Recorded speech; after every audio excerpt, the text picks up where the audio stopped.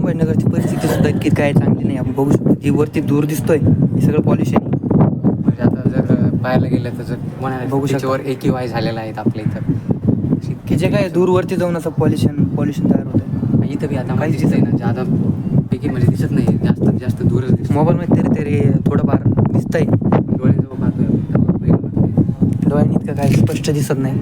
ते समोरचा परिसर आहे, डोळ्यांनी दिसणं तर शक्य नाही कारण तिथं खूप असा ब्लर झालेला आहे धुळीमुळं.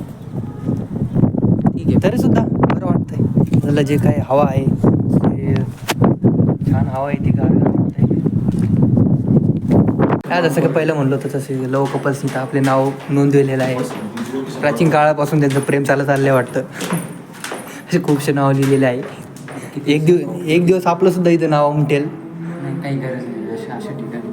तरी पण आपण नाही गेलं पाहिजे असं वाटतं. नाही गेलं पाहिजे, पण आता काय लोकांना समजत नाही ना.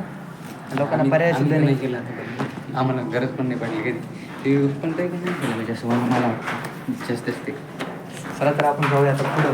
चला बोलते टेकडीवर. तिकडे